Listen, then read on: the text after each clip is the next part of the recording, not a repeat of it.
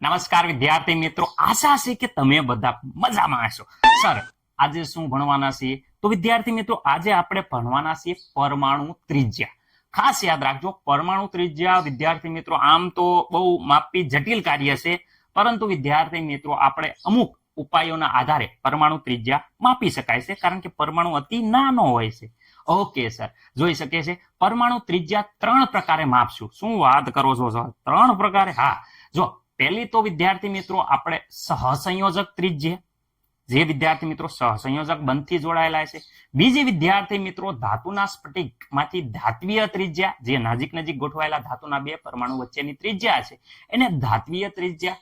અને ત્રીજું વિદ્યાર્થી મિત્રો જે એકલ અણુ હશે, કોઈ સાથે બંધ નહીં બજાવે, જેને આપણે પ્રેશર દઈ નજીક લાવશું અને એના વચ્ચેની જે ત્રિજ્યા માપશું એ કહેશે વાન ડર વાલ્સ ત્રિજ્યા. જે વિદ્યાર્થી મિત્રો એકલો પરમાણુ હોય, નિષ્ક્રિય વાયુ હોય, એના માટે આવશે વાન ડર વાલ્સ ત્રિજ્યા. રેડી? ઓકે વિદ્યાર્થી મિત્રો, હવે હું એક પછી એક થોડું ડિસ્ક્રાઇબ કરું છું, સમજાવું છું કોને કહેવાય સહસંયોજક ત્રિજ્યા. વિદ્યાર્થી મિત્રો, સહસંયોજક ત્રિજ્યામાં બે પરમાણુઓ એકબીજા સાથે ઇલેક્ટ્રોનની ભાગીદારી કરી સહસંયોજક બંધ બનાવે છે. સહસંયોજક બંધ બનાવે છે અને બે પરમાણુના કેન્દ્ર વચ્ચે જોડાણ હોય છે. આ જોડાણના અડધા મૂલ્યને, બે પરમાણુના કેન્દ્ર વચ્ચેના અંતરના અડધા મૂલ્યને વિદ્યાર્થી મિત્રો સહસંયોજક ત્રિજ્યા કહેવાય છે. તમે જોઈ શકો છો કે સહસંયોજક બંધથી જોડાયેલા હોય છે. ઓકે, એના પછી વિદ્યાર્થી મિત્રો ધાત્વીય ત્રિજ્યા. ધાત્વીય ત્રિજ્યા એ ધાતુ સ્ફટિક જ્યારે હોય એમાં પરમાણુ, જે ધાતુના પરમાણુ નજીક નજીક ગોઠવાયેલા હોય, તે બે પરમાણુ વચ્ચેના અંતરના ધાતુ સ્ફટિકમાં પાસેના બે પરમાણુના કેન્દ્ર વચ્ચેના અંતરના અડધા મૂલ્યને ધાત્વીય ત્રિજ્યા કહેવાય છે. જોઈ શકો છો ધાતુના સ્ફટિકને નજીક નજીક ગોઠવાયેલા હોય તો એમના વચ્ચેનું અંતરનું અડધું મૂલ્ય કરી એટલે ધાત્વીય ત્રિજ્યા મળે છે. હવે વિદ્યાર્થી મિત્રો આપણે સહસંયોજક ત્રિજ્યા અને વિદ્યાર્થી મિત્રો ધાત્વીય ત્રિજ્યા વચ્ચેનો તફાવત જોઈએ. સહસંયોજક ત્રિજ્યાનું મૂલ્ય જોઈ શકો છો વિદ્યાર્થી મિત્રો ધાત્વીય ત્રિજ્યા કરતા ઓછું હોય છે. કેમ? કારણ કે ધાત્વીય ત્રિજ્યામાં નજીક નજીક ગોઠવાયેલા હતા, જ્યારે સહસંયોજક ત્રિજ્યામાં સહસંયોજક બંધના કારણે પરમાણુ એકબીજાને ખૂબ આકર્ષણથી જોડાયેલા હોવાના કારણે જોઈ શકો છો ખૂબ જ એકબીજાની અંદર મિક્સ થોડાક થઈ ગયેલા હોય છે. એટલે હંમેશા સહસંયોજક ત્રિજ્યા ઓછી હોય છે અને ધાત્વીય ત્રિજ્યા વધુ હોય છે. હવે વાત કરીએ વાન ડર વાલ્સ ત્રિજ્યા. જે વિદ્યાર્થી મિત્રો સહસંયોજક ત્રિજ્યા કરતા ધાત્વીય ત્રિજ્યા મોટી, ધાત્વીય ત્રિજ્યા કરતા વાન ડર વાલ્સ ત્રિજ્યા મોટી. કેમ? કારણ કે વાન ડર વાલ્સ ત્રિજ્યા વિદ્યાર્થી મિત્રો જોઈ શકો છો કે વાન ડર વાલ્સ ત્રિજ્યામાં પરમાણુ એકબીજા સાથે બંધ બનાવતા નથી કે એકબીજા નજીક પણ આવતા નથી. આપણે પ્રેશર દઈ, દબાણ દઈ એકબીજાની નજીક લાવવાનો પ્રયત્ન કરીએ છીએ અને એમના વચ્ચે અંતર માપીએ છીએ. એટલે વિદ્યાર્થી મિત્રો શક્ય હોય એટલા નજીક લાવવાનો પ્રયત્ન કરી અને એમના વચ્ચેનું અંતર માપવામાં આવે છે, તો એ વિદ્યાર્થી મિત્રો વાન ડર વાલ્સ ત્રિજ્યા કહેવાય છે, જે સૌથી મોટી હોય છે. રેડી? ઓકે, આમાં મને નથી લાગતું કે કોઈને કાંઈ પ્રોબ્લેમ હોય. ઓકે, ચલો તો હવે આપણે વારાફરતી ડિટેલમાં બધી ત્રિજ્યા જોઈએ.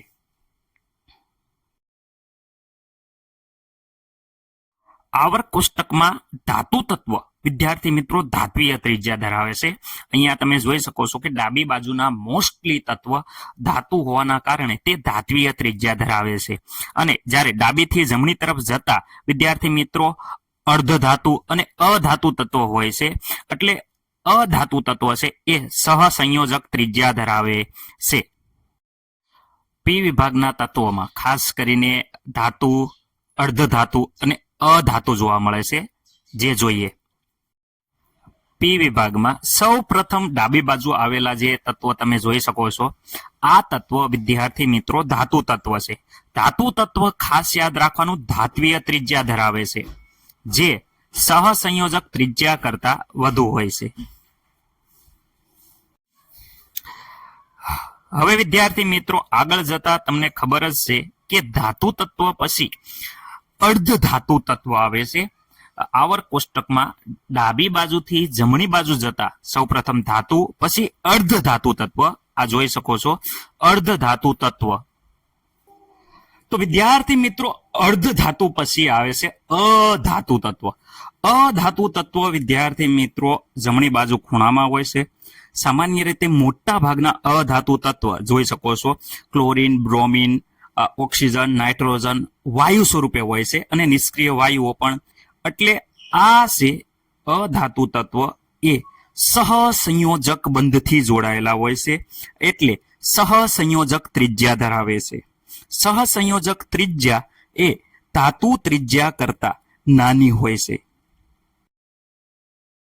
આવર્ત કોષ્ટકમાં ડાબી બાજુથી જમણી બાજુ જતા વિદ્યાર્થી મિત્રો અધાતુ તત્વ આવે છે.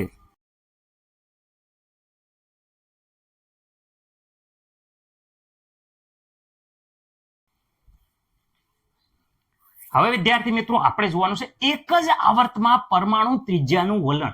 વિદ્યાર્થી મિત્રો એક જ આવર્ત એટલે વિદ્યાર્થી મિત્રો આડી લાઈન. આવર્ત કોષ્ટકમાં તમને ખબર હશે પ્રથમ આવર્તમાં માત્ર હાઇડ્રોજન અને હિલિયમ છે, એટલે એની આપણે વાત નહીં કરીએ. બીજા આવર્તમાં જોઈ શકો છો કે હિલિયમ થી લઈ અને વિદ્યાર્થી મિત્રો નિયોન સુધીના તત્વો હોય છે. તો એમાં જે પરમાણુનું કદ છે એ શું થાય છે કે ડાબી તરફથી જમણા તરફ જતા પરમાણુનું ત્રિજ્યાનું કદ વિદ્યાર્થી મિત્રો ઘટે છે. આવું કેમ થાય છે? તો વિદ્યાર્થી મિત્રો ખાસ યાદ રાખજો કે અહીંયા તમે જોઈ શકો છો બીજું આવર્ત જોઈ શકો, lithium, beryllium, boron, carbon, nitrogen, oxygen અને ફ્લોરિન આ બીજો આવર્ત છે. તો બીજા આવર્તમાં જોઈ શકો છો કે લિથિયમનું કદ આવડું છે, જ્યારે વિદ્યાર્થી મિત્રો ફ્લોરિનનું કદ નાનું છે.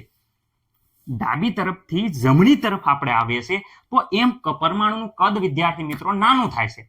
હકીકતમાં અહીંયા જોઈ શકો આ લિથિયમનો કેટલો પરમાણુ ક્રમાંક છે? તો વિદ્યાર્થી મિત્રો બધાને ખબર છે કે લિથિયમનો પરમાણુ ક્રમાંક કેટલો છે? અહીંયા 3 છે, આનો 4 છે, આમાં 5 છે, અહીંયા વિદ્યાર્થી મિત્રો 6 છે, અહીંયા 7 છે, અહીંયા 8 છે, અહીંયા 9 પરમાણુ ક્રમાંક હોવા છતાં વિદ્યાર્થી મિત્રો આ 9 પરમાણુ ક્રમાંક છે. જેટલા પરમાણુ ક્રમાંક હોય એટલા અંદર પ્રોટોન અને ઇલેક્ટ્રોન હોય. આમાં પણ એટલા પ્રોટોન અને ઇલેક્ટ્રોન હોય, એટલા પ્રોટોન અને ઇલેક્ટ્રોન હોય.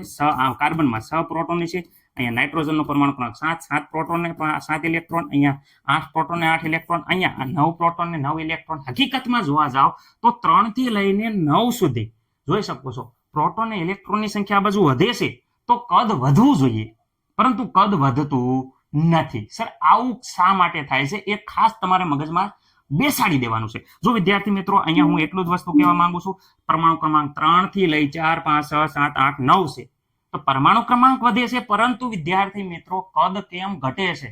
હકીકતમાં ઇલેક્ટ્રોનનું વધારે હોય, અહીંયા 9 ઇલેક્ટ્રોન હશે, 9 પ્રોટોન હશે તો પરમાણુ કદ મોટું થવું પડે, પરંતુ કેમ નાનું થાય છે? તો એનું વિદ્યાર્થી મિત્રો એક જ કારણ છે. આપણે અહીંયા સમજીએ કે વિદ્યાર્થી મિત્રો હું એમ જ કહેવા માંગુ છું, પહેલા ખાસ યાદ રાખજો કે ડાબે તરફથી જમણી તરફ જતા તત્વોમાં પરમાણુનું કદ છે એ ઘટે છે. હા સર એ તો તમે કીધું ઘટે છે, પણ હું કામ ઘટે છે બોલો? તો સર જો હું અહીંયા કહું છું કે માનો કે પહેલી આવર્તની પહેલી કક્ષક હોય એને મુખ્ય ક્વોન્ટમ કેટલો હોય? તો વિદ્યાર્થી મિત્રો મુખ્ય ક્વોન્ટમ પહેલી કક્ષક એટલે n બરાબર 1. અને એવી જ રીતે વિદ્યાર્થી મિત્રો બીજી કક્ષક હોય તો અહીંયા મુખ્ય ક્વોન્ટમ કેટલો હોય? તો વિદ્યાર્થી મિત્રો n બરાબર 2. રેડી? કારણ કે બીજી કક્ષક છે. ઓકે વિદ્યાર્થી મિત્રો, હવે ખાસ જણાવું છું કે અહીંયા કેન્દ્રમાં પીળો કલર તમને દેખાતો હોય છે, આશા છે એવું આ કેન્દ્ર છે. તો કેન્દ્રમાં વિદ્યાર્થી મિત્રો પ્રોટોન હોય. પ્રોટોન આપણે અત્યારે સાઈડમાં મૂકી છે, પણ ખાસ ઇલેક્ટ્રોનની વાત કરીએ. જો માનો કે લિથિયમનો પરમાણુ ક્રમાંક 3 પ્રોટોન અને 3 ઇલેક્ટ્રોન, તો અહીંયા 2 પહેલા તો 2 તો પહેલી કક્ષકમાં દાખલ થાય. આપણને ખબર જ છે 2, 8, 8 વિદ્યાર્થી મિત્રો ખબર છે 18, 32 બધું વસ્તુ. ઓકે એ વસ્તુ બેઝિક છે, ખબર જ હશે. પહેલી કક્ષકમાં 2 સમાન. હવે અહીંયા લિથિયમ આવ્યો, લિથિયમમાં સર 3 હોય તો અહીંયા લિથિયમમાં મુખ્ય ક્વોન્ટમ 2, અહીંયા 2 પહેલી કક્ષકમાં 2 ભરાઈ ગયા, એટલે ત્રીજો ઇલેક્ટ્રોન છે એ મુખ્ય ક્વોન્ટમ 2 માં સમાય છે. ઓકે સર આ લિથિયમની વાત. બેરિલિયમ હોય તો માનો કે આની જગ્યાએ બેરિલિયમ હોય તો ઇલેક્ટ્રોન 4 છે, તો પહેલામાં 2 અને બીજામાં વિદ્યાર્થી મિત્રો ખાસ યાદ રાખજો બીજામાં કેટલા થઈ ગયા? 2. મતલબ કે મુખ્ય ક્વોન્ટમમાં 2 માં 2 ઇલેક્ટ્રોન થયા. અચ્છા બોરોનની વાત કરે, અહીંયા 5 પ્રોટોન અને 5 ઇલેક્ટ્રોન હશે. પ્રોટોન તો કેન્દ્રમાં છે, પણ ઇલેક્ટ્રોન ક્યાં છે? તો અહીંયા 2 પહેલી કક્ષકમાં અને બીજી 2, અહીંયા 1, 3, 12 એટલે 5 થઈ ગયા. ઓકે કાર્બનની વાત કરે 6 ઇલેક્ટ્રોન હશે, તો પહેલી કક્ષકમાં 2 અને બીજી કક્ષકમાં કેટલા છે વિદ્યાર્થી મિત્રો? 4. નાઇટ્રોજનની વાત કરે તો અહીંયા વિદ્યાર્થી મિત્રો 7 ઇલેક્ટ્રોન. અહીંયા ઓક્સિજનની વાત કરે તો અહીંયા વિદ્યાર્થી મિત્રો જોઈ શકો છો 8 ઇલેક્ટ્રોન. ફ્લોરિનની વાત કરે તો અહીંયા વિદ્યાર્થી મિત્રો 9 ઇલેક્ટ્રોન. બધા ઇલેક્ટ્રોન બીજી કક્ષકમાં દાખલ થાય છે બીજા આવર્તમાં, એટલે કે મુખ્ય ક્વોન્ટમ આંક એનું મૂલ્ય અસલ રહે છે, 2 નું 2 જ રહેશે. ખાસ યાદ રાખજો મુખ્ય ક્વોન્ટમ આંક બદલાતો નથી. ઓકે, અને બધા જ યાદ રાખજો, એક જ આવર્તના બધા જ બાહ્યતમ ઇલેક્ટ્રોન રચના એક સંયોજકતા કક્ષામાં હોય છે. એટલે કે એક જ કક્ષકમાં બધા ઇલેક્ટ્રોન દાખલ થાય છે. એટલે કે બાહ્યતમ ઇલેક્ટ્રોન, બહારનો ઇલેક્ટ્રોન એક જ સંયોજકતા કક્ષામાં ગોઠવાય છે, બાહ્ય કક્ષામાં ગોઠવાય છે, આ એક જ કોષમાં ગોઠવાય છે. રેડી? ઓકે, આમાં કોઈને ડાઉટ છે? નહીં. હવે પરમાણુ ક્રમાંક વધે છે, સાથે સાથે અસરકારક કેન્દ્રીય વીજભાર વધે છે. કેન્દ્રીય વીજભાર એટલે પ્રોટોનની સંખ્યા પણ વધે છે. એટલે કે વિદ્યાર્થી મિત્રો અહીંયા ધ્યાન રાખજો, અહીંયા કેટલા હતા કે ભાઈ અહીંયા કેન્દ્રમાં માત્ર 3 પ્રોટોન હતા, 1 2 ને 3 પ્રોટોન. તો 3 પ્રોટોન હોય તો વિદ્યાર્થી મિત્રો અહીંયા ઇલેક્ટ્રોનને કેટલા ઓછું ખેંચાણ કરે. જ્યારે વિદ્યાર્થી મિત્રો અહીંયા માની લો કે 9 પ્રોટોન છે, 9 પ્રોટોન હોય તો અહીંયા એ 3 ને બીજા 3 ને બીજા અહીંયા 9 પ્રોટોન છે. આ 9 પ્રોટોન છે એટલે અંદર કેન્દ્રીય વીજભાર પોઝિટિવ ચાર્જ કેવો વિદ્યાર્થી મિત્રો પ્લસ ચાર્જ વધી જાય છે. કયો ચાર્જ? પ્લસ ચાર્જ કેન્દ્રમાં બહુ વધી જાય છે. બહુ વધી જાય એટલે વિદ્યાર્થી મિત્રો આ ઇલેક્ટ્રોન છે એના તરફ વિદ્યાર્થી મિત્રો કોણ? તો વિદ્યાર્થી મિત્રો પ્લસ ચાર્જ વધી જાય તો કોનું આકર્ષણ થાય? તો પ્લસ ચાર્જ વધી જતા વિદ્યાર્થી મિત્રો આ ઇલેક્ટ્રોનને આકર્ષે છે. આ જે ઇલેક્ટ્રોન છે એને આકર્ષે છે. શું કરે છે? ઇલેક્ટ્રોનનું શું થાય છે?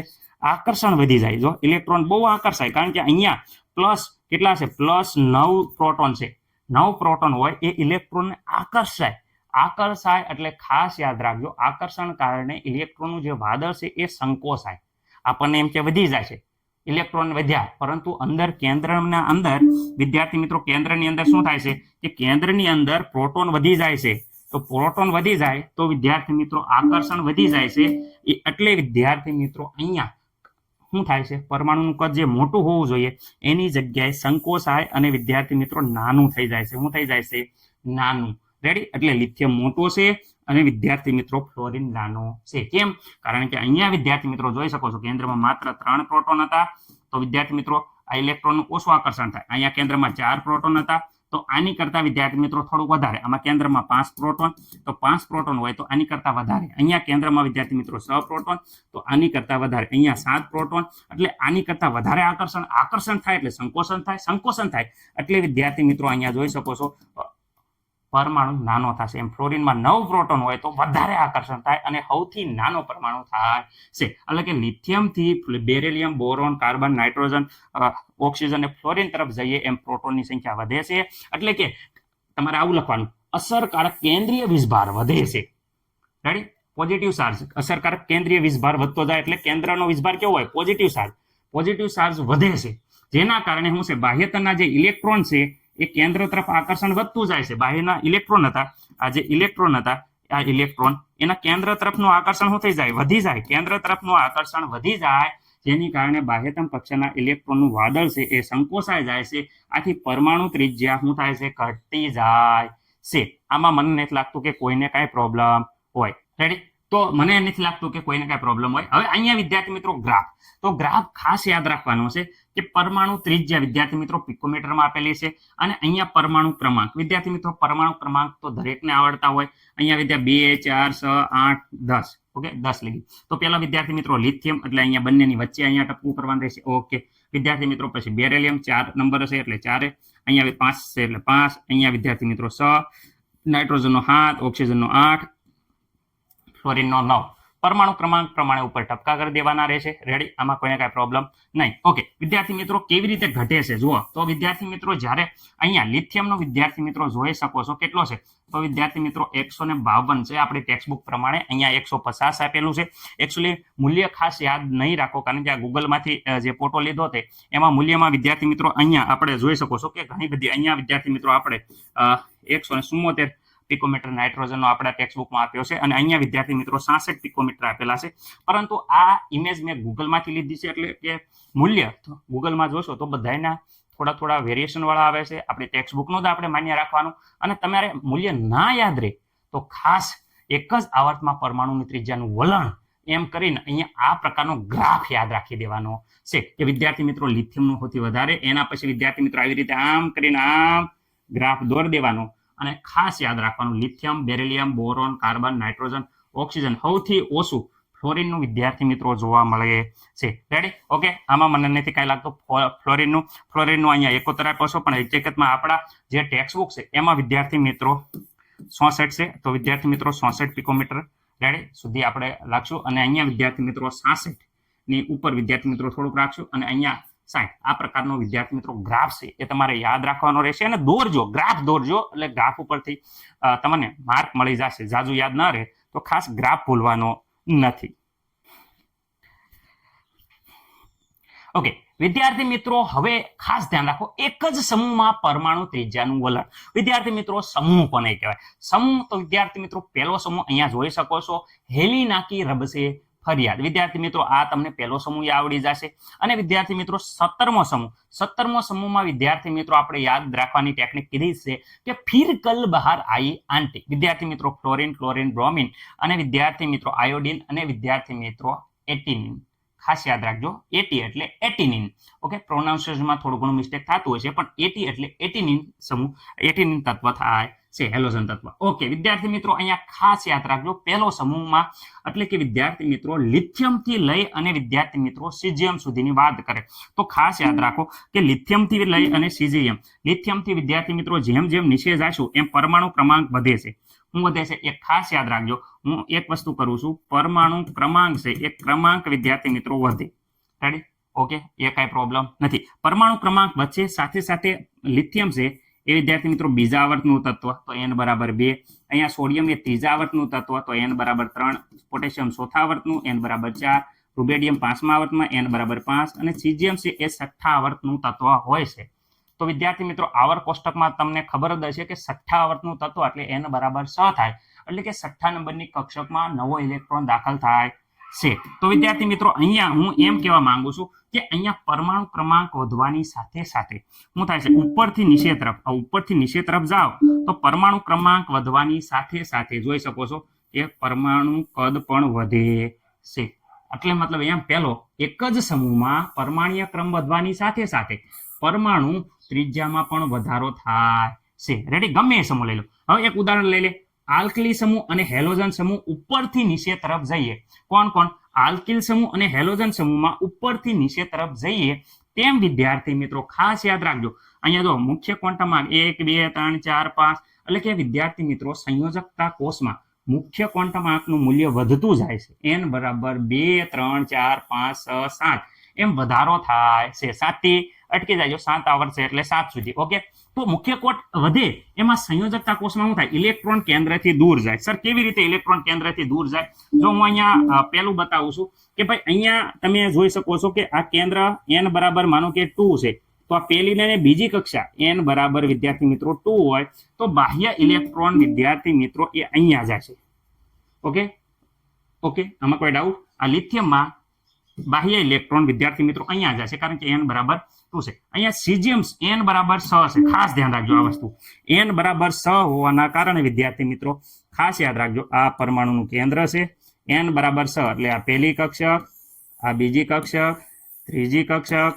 ચોથી કક્ષક પાંચમી કક્ષક અને આ વિદ્યાર્થી મિત્રો છઠ્ઠી કક્ષક જ્યારે n બરાબર 6 હોય એનો મતલબ એમ થાય છે કે બાહ્ય ઇલેક્ટ્રોન એ વિદ્યાર્થી મિત્રો અહીંયા છઠ્ઠી કક્ષામાં જાય છે એટલે કે તમે અહીંયા ધ્યાનથી જોશો તો તમને માલુમ થશે સર શું માલુમ થશે કે અહીંયા વિદ્યાર્થી મિત્રો જે પરમાણુ વચ્ચેનું અંતર છે અહીંયા જોઈ શકો છો અંતર છે આ અંતર વિદ્યાર્થી મિત્રો ઓછું છે અહીંયા કેન્દ્ર અને ઇલેક્ટ્રોન વચ્ચેનું અંતર જુઓ તો વિદ્યાર્થી મિત્રો કેન્દ્ર અને ઇલેક્ટ્રોન વચ્ચેનું અંતર તમે જોઈ શકો છો વધી જાય છે રેડી અંતર તો વધી જાય છે આકર્ષણ ઓછું થઈ જાય છે અંતર વધે એટલે આકર્ષણ ઓછું થઈ જાય એ સિવાય એક હું તમને એમ કહું છું કે ઇલેક્ટ્રોન ઢાલ તરીકેનું કામ કરે છે બીજા ઇલેક્ટ્રોન શું હોય એ ઢાલ તરીકેનું કામ કરે સર બીજા ઇલેક્ટ્રોન ઢાલ તરીકેનું કામ કરે શું વાત કરો છો ઇલેક્ટ્રોન ભાઈ ન હોય ન હોય ઇલેક્ટ્રોન વિદ્યાર્થી મિત્રો આમાં વિદ્યાર્થી મિત્રો ભાઈ જેવું કામ કરશે નહીં ઓકે ઇલેક્ટ્રોન આમાં ભાઈ જેવું નહીં કામ કરે કેમ કારણ કે ઇલેક્ટ્રોન આ ઋણ ચાર્જ ધરાવે છે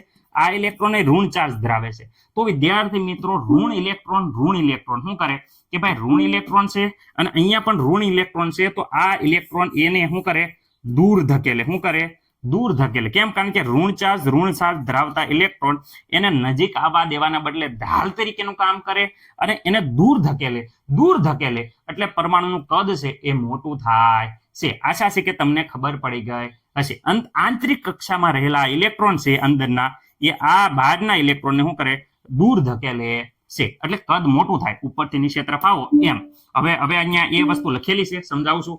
વધુમાં કેન્દ્ર અને સંયોજકતા કક્ષા વચ્ચે ઇલેક્ટ્રોન ભરેલા ઇલેક્ટ્રોન આંતરકક્ષાના ઇલેક્ટ્રોનની સંખ્યા વધે છે.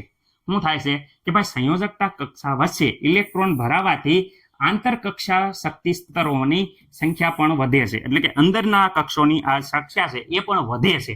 એટલે શું કરે છે, જે ઢાલ સ્વરૂપે વર્તે છે, એટલે કે આને દૂર ધપાવવાનું કામ કરે. ઢાલ સ્વરૂપે વર્તે છે. આ ઇલેક્ટ્રોન પર લાગતું જે કેન્દ્રીય આકર્ષણ બળ છે એ ઘટાડે છે. આ ઇલેક્ટ્રોન ઉપર કેન્દ્રનું જે આકર્ષણ બળ લાગે છે એને ઘટાડી અને દૂર ઘટાડે છે. આથી શું થાય છે, બાહ્યતમ ઇલેક્ટ્રોનનું વાદળ છે એ વિસ્તરણ પામે છે, દૂર ધકેલે. એટલે બાહ્યતમ કક્ષાનું જે ઇલેક્ટ્રોનનું વાદળ છે એ વિસ્તરણ પામે, દૂર પામે. એટલે શું થાય, એક જ સમૂહમાં ઉપરથી નીચે તરફ જાવ એમ પરમાણુનું કદમાં વધારો થાય છે. ઓકે, ઓલા એકને એક કક્ષકમાં જતા હતા, અહીંયા નવો ઇલેક્ટ્રોન નવી કક્ષકમાં જાય છે. ઓકે, આમાં કોઈને કાંઈ પ્રોબ્લેમ નહીં. વિદ્યાર્થી મિત્રો એવી જ રીતે આમાં પર ઉપરથી નીચે જાઓ એમ વિદ્યાર્થી મિત્રો પરમાણુ કદમાં વધારો થાય છે. અહીંયા જોઈ શકો છો કે વિદ્યાર્થી મિત્રો શરૂઆતમાં લિથિયમનો 152 હતો અને વિદ્યાર્થી મિત્રો સીઝિયમનો જોઈ શકો છો કે 200 ને વિદ્યાર્થી મિત્રો 62 થઈ જાય છે. એવી જ રીતે ફ્લોરિનથી ક્લોરિન તરફ નીચે તરફ જાઓ તો પરમાણુ ત્રિજ્યા જોઈ શકો છો વિદ્યાર્થી મિત્રો અહીંયા વધારો થાય છે. ફ્લોરિનનો વિદ્યાર્થી મિત્રો 66 હતી, જ્યારે અહીંયા 80ની વિદ્યાર્થી મિત્રો 100 ને વિદ્યાર્થી મિત્રો 40 જેટલી હોય છે. સર આ બધું યાદ રાખવાનું, બને ત્યાં લગીને યાદ રહે તો વેરી ગુડ, ન યાદ રહે તો આ ગ્રાફ જોઈ લો. સર ગ્રાફ, હા ગ્રાફ. પરમાણુ ત્રિજ્યા વિરુદ્ધ પરમાણુ ક્રમાંક. વિદ્યાર્થી મિત્રો પરમાણુ ક્રમાંક અહીંયા લખવાના નથી, એ ખાસ પરમાણુ ત્રિજ્યા લખવાની છે. 50, 100 આવી રીતે વિદ્યાર્થી મિત્રો 300 સુધી આપવાના છે. ગ્રાફ દોરતી વખતે ખાસ યાદ રાખવાનું, પેલા અહીંયાથી આવી રીતે વિદ્યાર્થી મિત્રો ખાસ યાદ રાખજો કરીને આવી રીતે આમ કરી નાખવાનું છે, જોઈ શકો છો. કારણ કે વિદ્યાર્થી મિત્રો ફ્લોરિનથી ક્લોરિન સુધી, પછી વિદ્યાર્થી મિત્રો ધીમે ધીમે વધારો થાય છે. એવી જ રીતે ક્લોરિનથી વિદ્યાર્થી મિત્રો અહીંયા પોટેશિયમ સુધી જોઈ શકો છો. લિથિયમથી લઈ અને વિદ્યાર્થી મિત્રો પોટેશિયમ સુધી સ્પીડમાં વધારો થાય છે અને પછી વિદ્યાર્થી મિત્રો ધીરે ધીરે વધારો થાય છે. ઓકે, એવી રીતે અહીંયા તત્વ લખી નાખવાના, ફ્લોરિન, ક્લોરિન, બ્રોમિન અને આયોડિન. વિદ્યાર્થી મિત્રો અહીંયા લિથિયમ, સોડિયમ, પોટેશિયમ, રૂબેડિયમ અને સીઝિયમ. માપ યાદ રહે તો લખજો, ન યાદ રહે તો ખાલી રીતે વિદ્યાર્થી મિત્રો આવી રીતે આ ગ્રાફ દોરતા તો બધાને જ આવડી જાય. કંઈ કરવાનું નથી કે વિદ્યાર્થી મિત્રો પહેલા અહીંયા આવી રીતે આમ કરવાનું છે અને અહીંયા વિદ્યાર્થી મિત્રો વધારે કરીને આવી રીતે કરીને અંદર તત્વો લખી નાખવાના છે. આવો ગ્રાફ કોને ન આવડે? સર બધાને આવડે. તો આ ગ્રાફ ખાસ લખવાનો છે, બને ત્યાં લગીને એવો પ્રયત્ન કરવાનો જેટલું આવડે બંને ગ્રાફ દોરી દેજો, જેથી કરીને માર્ક તમારા વધુમાં વધુ આવે. ઓકે, માપ લખો તો વેરી ગુડ વિદ્યાર્થી મિત્રો. રેડી? આવડે એટલો પ્રયત્ન કરવાનો, પરીક્ષામાં પૂરેપૂરું લખવાનું.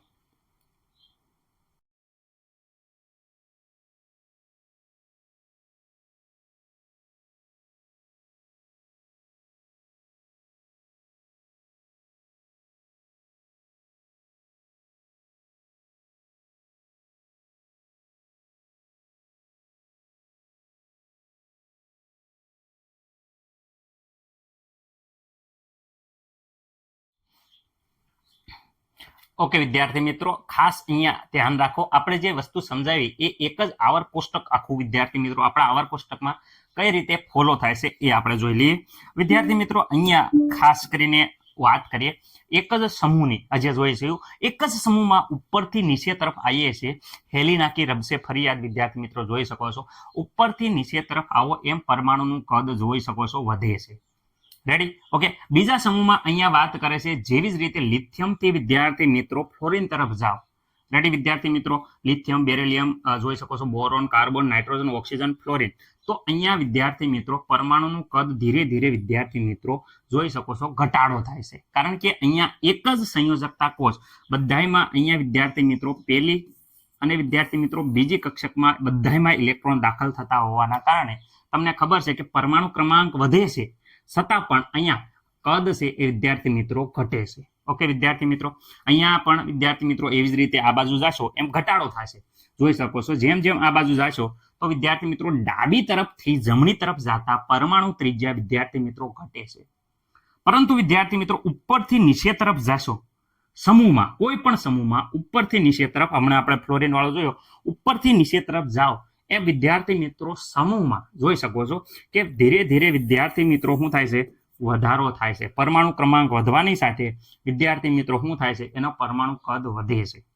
પરંતુ વિદ્યાર્થી મિત્રો એક જ આવર્તમાં ડાબેથી જમણી તરફ જાઓ તો જોઈ શકો છો આ બાજુ ડાબેથી જમણી તરફ જાઓ તો પરમાણુ કદ ઘટાડો થાય છે. અહીંયા વિદ્યાર્થી મિત્રો આ સમૂહમાં પણ જોઈ શકો છો કે આ બાજુથી જ્યારે આ તરફ આ જઈએ તો પરમાણુ કદ જોઈ શકો છો વિદ્યાર્થી મિત્રો ધીરે ધીરે ઘટાડો જોવા મળે છે. ઓકે, આ મૂલ્ય વિદ્યાર્થી મિત્રો એ ગૂગલમાંથી ફોટો લીધો છે એટલે આપણી ટેક્સ્ટ બુક સાથે પ્રોપર રીતે મેચ થતા નથી, કારણ કે અહીંયા વિદ્યાર્થી મિત્રો 152 આપ્યા છે જે પિકોમીટર જે આપણી ટેક્સ્ટ બુક સાથે મેચ થાય છે, પરંતુ અહીંયા બેરિલિયમ વિદ્યાર્થી મિત્રો 112 પિકોમીટર આપ્યા છે, આપણે જ્યારે ટેક્સ્ટ બુકમાં 111 પિકોમીટર આપ્યા છે. એટલે મૂલ્ય છે એ વિદ્યાર્થી મિત્રો હજે પ્રોપર રીતે કહેવાય કે થોડું ઘણું અમુક ડિફરન્સ રેફરન્સ બુકમાં જુદા જુદા જોવા મળે છે, પણ ખાસ વસ્તુ યાદ એ રાખવાની છે કે તમારે ડાબેથી જમણી તરફ જાઓ એમ પરમાણુ કદ છે એ ઘટશે, ઉપરથી નીચે તરફ જાઓ એમ પરમાણુ કદમાં વધારો થાય છે. આશા છે કે દરેકને આ વસ્તુ ખબર પડી હશે. ઓકે, રીતે સમજણ પડી જાય છે. ઓકે, ફટાફટ એક વસ્તુ સમજાવી દઉં છું, જે બોલ્યો એ જ વસ્તુ છે કે ભાઈ પરમાણુનું ત્રિજ્યા માપવી અતિ જટિલ કાર્ય છે, કારણ કે પરમાણુનું કદ અતિ સૂક્ષ્મ છે. ખાસ યાદ રાખો કેટલી છે, પરમાણુની ત્રિજ્યા 1.2 ગુણ્યા 10 ની વિદ્યાર્થી મિત્રો અહીંયા 1.2 ગુણ્યા 10 ની -12. ઓકે, આમાં મને નથી લાગતું એટલા મીટર જેટલી અતિ નાની હોય છે, મને નથી લાગતું કોઈને આ પ્રોબ્લેમ હોય. 1.2 ગુણ્યા વિદ્યાર્થી મિત્રો 10 ની -12 મીટર જેટલી અતિ નાની હોય છે. ઓકે, અને વળી પરમાણુ બાજુ જે પરમાણુની ચારે બાજુ સવાયેલું જે ઇલેક્ટ્રોનની વાદળ છે એ વાદળ ઇલેક્ટ્રોન વાદળની પણ કોઈ સીમા સ્પષ્ટ હોતી નથી. ઓકે, આથી શું છે કે ભાઈ ચોક્કસ પરમાણુનું કદ માપી શકાતું નથી. આમ છતાં મેં કીધું એ પ્રમાણે આમ છતાં કે ભાઈ રાસાયણિક બંધમાં જોડાયેલા પરમાણુ હોય એ પરમાણુના વિદ્યાર્થી મિત્રો પરમાણુ વચ્ચેનો અંતરનો અંદાજ કાઢી અને આપણે કદનો અંદાજ કાઢી શકીએ છીએ. રેડી? ઓકે સર, કેવી રીતે? તો માનો કે પ્રાયોગિક રીતે સહસંયોજક બંધથી જે એકલ બંધથી જોડાયેલા અણુ છે એ અણુમાં વિદ્યાર્થી મિત્રો 2 અધાત્વીય પરમાણુ હોય તો અધાત્વીય પરમાણુના કેન્દ્ર વચ્ચેનું અંતર માપવામાં આવે છે. જોઈ શકો છો કે જે ઉદાહરણ તરીકે આપણે સમજવી કે 2 અધાતુ પરમાણુ છે, કયા કયા સર? તો અહીંયા માની લો કે વિદ્યાર્થી મિત્રો આ Cl છે, અહીંયા બધાને દેખાય છે કે આ Cl છે ક્લોરીન, એવો બીજો Cl અહીંયા જોડાયેલો છે, 2 Cl પરમાણુ જોડાયેલા છે. સર આ જોડાયેલા છે અમને દેખાય છે. તો આ 2 Cl પરમાણુ વચ્ચે વિદ્યાર્થી મિત્રો જે અંતર છે આ બંને કેન્દ્રો વચ્ચેનું જે અંતર છે, અહીંયા કેન્દ્ર દેખાય છે, આ બંને કેન્દ્ર વચ્ચે વિદ્યાર્થી મિત્રો જે અંતર છે વિદ્યાર્થી મિત્રો, ઓકે, આ અંતરના અડધા મૂલ્યને સહસંયોજક ત્રિજ્યા કહેવાય છે. જો અહીંયા હું દેખાડી દઉં, કદાચ આ કલર ન બતાતો હોય તો અહીંયા જોઈ શકો છો 2 પરમાણુના કેન્દ્ર વચ્ચેનું જે અંતર છે એના અડધા મૂલ્યને, એટલે અડધું મૂલ્ય કરવી એટલે અહીંયા વિદ્યાર્થી મિત્રો આપણે અંદાજિત પરમાણુ સહસંયોજક ત્રિજ્યા મળી જાય છે. ઓકે વિદ્યાર્થી મિત્રો, તો અહીંયા પરમાણુની ત્રિજ્યા માપવા માટે ખાસ શરૂઆતમાં કે ભાઈ અહીંયા પરમાણુની ત્રિજ્યા બરાબર 2 ક્લોરીન પરમાણુ વચ્ચેનું અંતર ભાગ્યા અડધા. 2 ક્લોરીન પરમાણુ વચ્ચેનું અંતર તો અહીંયા વિદ્યાર્થી મિત્રો જોઈ શકો છો 198 pm થયા છે. કેટલા?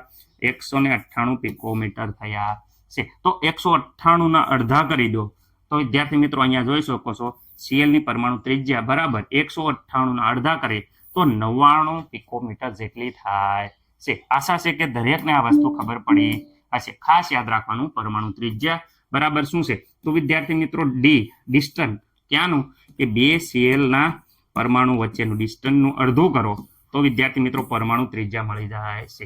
અહીંયા અંતર 198 છે તો 198 ના અડધા કરતા વિદ્યાર્થી મિત્રો આપણને 99 પિકોમીટર જે અંતર મળી જાય છે. આશા છે કે દરેકને આ વસ્તુ ખબર પડી હશે. ઓકે વિદ્યાર્થી મિત્રો, અહીંયા જો આ અંતરના અડધા મૂલ્યને એટલે કે વિદ્યાર્થી મિત્રો જે અંતર મળ્યું એના અડધા મૂલ્યને એટલે કે 99 પિકોમીટર એ Cl ની પરમાણુ ત્રિજ્યા કહેવામાં આવે છે. સર વ્યાખ્યા? તો વ્યાખ્યા વિદ્યાર્થી મિત્રો આ રીતે તમે યાદ રાખી શકો, ખાસ દરેક વિદ્યાર્થી મિત્રોને આવડવી જોઈએ.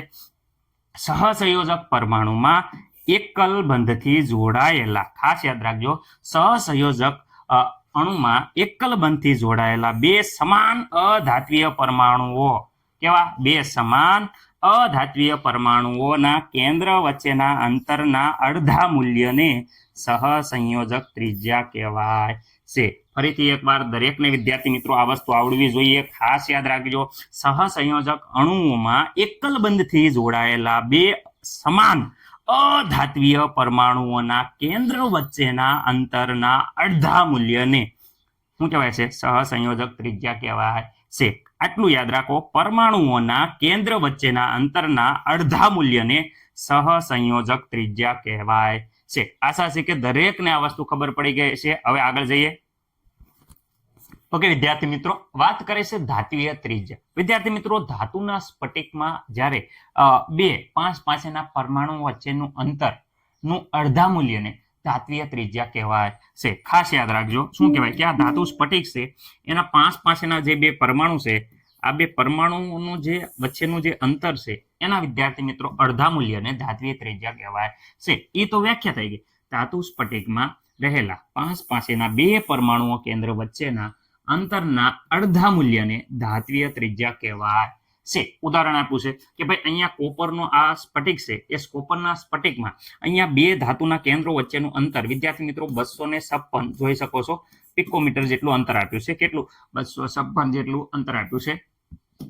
તો વિદ્યાર્થી મિત્રો અહીંયા ધાતુની ત્રિજ્યા કયો, તો અહીંયા વિદ્યાર્થી મિત્રો અડધું મૂલ્ય એટલે વિદ્યાર્થી મિત્રો આ જે મૂલ્ય છે એનું અડધું મૂલ્ય કહેવાય. એટલે 256 અડધા વિદ્યાર્થી મિત્રો તમને ખબર જ છે 128 રેડી પિકોમીટર. તો 128 પિકોમીટર જે છે એ વિદ્યાર્થી મિત્રો ધાતુની ત્રિજ્યા, કોની? કોપરની વિદ્યાર્થી મિત્રો આપણને મળે છે. શું મળે છે?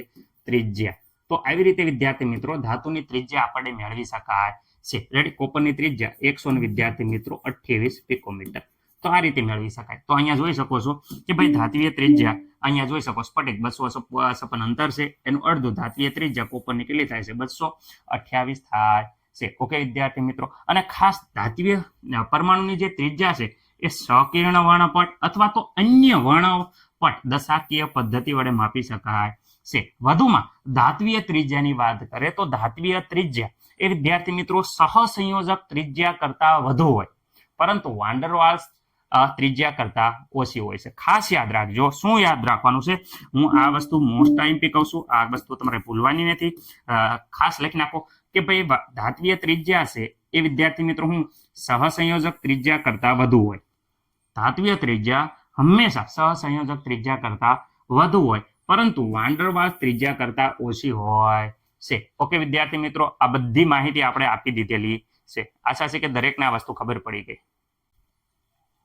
ઓકે વિદ્યાર્થી મિત્રો, ઉમદા વાયુની પરમાણુ ત્રિજ્યા એટલે વિદ્યાર્થી મિત્રો વાન ડર વાલ્સ પરમાણુ ત્રિજ્યા. ઉમદા વાયુ એટલે વિદ્યાર્થી મિત્રો નિષ્ક્રિય વાયુ. નિષ્ક્રિય વાયુ હોય એ કોઈની સાથે પ્રક્રિયા કરતા નથી. રેડી, એટલે નિષ્ક્રિય વાયુ છે એ એકલો હોય તો બે પરમાણુ નજીક આવશે નહીં. તો પણ વિદ્યાર્થી મિત્રો આપણે બને તેટલો નજીક લાવવાનો પ્રયત્ન કરશું. રેડી, વાયુને પ્રેશરથી ભરશું, જેથી કારણે બને ત્યાં સુધી વાયુના અણુ એકબીજાથી નજીક આવશે. પરંતુ વિદ્યાર્થી મિત્રો એમના વચ્ચે કોઈ બંધ હોતો નથી કે નજીક ગોઠવાયેલા પણ હોતા નથી. આપણે પ્રેશરથી બોટલમાં ભરવી એટલે પરમાણુ એકબીજાની નજીક આવે છે. એટલે વિદ્યાર્થી મિત્રો અહીંયા જોઈ શકો છો કે આ બે પરમાણુ વચ્ચે કોઈ બંધ નથી. બને એટલો આપણે પ્રયત્ન કર્યો છે કે નજીક આવે, એટલે વિદ્યાર્થી મિત્રો પછી નજીક આવે એટલે વિદ્યાર્થી મિત્રો એમના વચ્ચેનું જે અંતર છે વિદ્યાર્થી મિત્રો, આ અંતરને વિદ્યાર્થી મિત્રો આપણે શું કહેવાય છે? વાન ડર વાલ્સ ત્રિજ્યા કહેવાય છે. આ એકલો થતો હોય છે, એકબીજા સાથે બંધ હોતો નથી.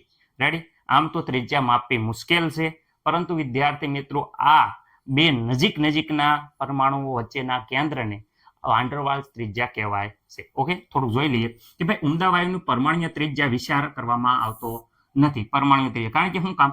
તે એકલો પરમાણુ છે, એકલા સ્વરૂપે હોય છે, તેના કારણે અબંધિત સ્થિતિમાં રહે છે, કોઈ હારે બંધ બનાવતો નથી. અબંધિત અવસ્થામાં તેનું ત્રિજ્યાનું મૂલ્ય ઘણું વધારે હોય છે.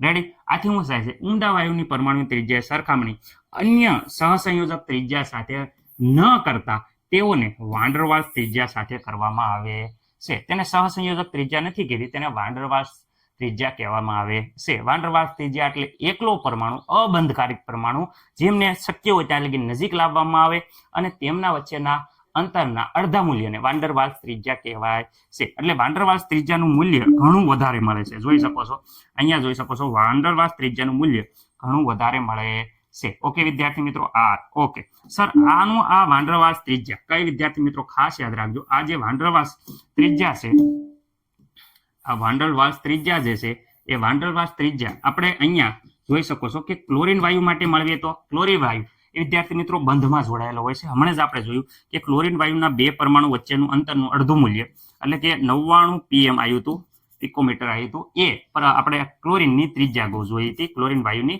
ત્રિજ્યા જોઈ હતી. ઓકે, આર બરાબર આવ્યું હતું 99, પરંતુ એની વાંડરવાસ ત્રિજ્યા કેટલી આવે એ સર અમારે જોવું હોય તો ખાસ ધ્યાન રાખો. આ જે ક્લોરીન વાયુ છે એમની અહીંયા શરૂઆતમાં જો આપ્યું છે કે આ બે પરમાણુ વચ્ચે કેન્દ્રો વચ્ચેના જે અંતરના અડધા મૂલ્ય, પેલા 198 આવ્યું હતું, એનું અડધા મૂલ્યને આટલું મૂલ્ય કે ભાઈ 99 pm આવ્યું હતું. જે વિદ્યાર્થી મિત્રો હતી સહસંયોજક ત્રિજ્યા, કઈ હતી વિદ્યાર્થી મિત્રો? સહસંયોજક ત્રિજ્યા. ઓકે વિદ્યાર્થી મિત્રો, હવે વાંડરવાસ ત્રિજ્યાની વાત કરીએ તો બે આ Cl2 છે અને અહીંયા આ Cl2 અણુ છે, બે અણુ વચ્ચેના બે Cl2 ના અણુને નજીક લાયા તો વિદ્યાર્થી મિત્રો એમના વચ્ચેનું અંતર કંઈક આ હતું, જોઈ શકો છો. કેટલું હતું? તો આ એકબીજા સાથે બંધ નથી જોડાયેલો, કારણ કે બંધથી ન જોડાયેલા હોય એવા અણુ વચ્ચેના અંતરને તો વાંડરવાસ ત્રિજ્યા કહેવાય.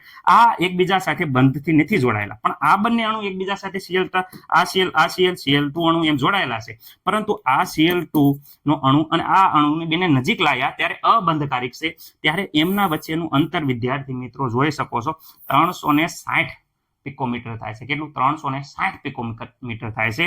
એનું અડધું વિદ્યાર્થી મિત્રો 180 પિકોમીટર થાય છે. એટલે વાંડરવાલ્સનું જે મૂલ્ય આવ્યું વિદ્યાર્થી મિત્રો 180 પિકોમીટર ત્રિજ્યા આવે છે. કેટલી આવે છે? 180. તમે જોઈ શકો છો અહીંયા 99 આવ્યા, અહીંયા 180. આમ જોવા જાવ તો અડધા મૂલ્ય કરતા જરીક ઓછું રહી જાય છે, એટલે અડધા મૂલ્ય કરતા થોડુંક ઓછું રહેશે જે વાંડરવાલ્સ ત્રિજ્યાનું છે, એટલે કે ડબલ થઈ જાય છે. એટલે વિદ્યાર્થી મિત્રો વાંડરવાલ્સ ત્રિજ્યા છે હંમેશા મોટું મૂલ્ય જોવા મળશે, પરંતુ એ વાસ્તવિક ત્રિજ્યા નથી. ઓકે વિદ્યાર્થી મિત્રો, કારણ કે અહીંયા જોઈ શકો છો ક્લોરીનની વાંડરવાલ્સ ત્રિજ્યા 180 છે, જ્યારે સહસંયોજક ત્રિજ્યા 99 હોય છે. ઓકે વિદ્યાર્થી મિત્રો, આશા છે કે આ ડિફરન્સ તમને ખબર પડી ગઈ હશે.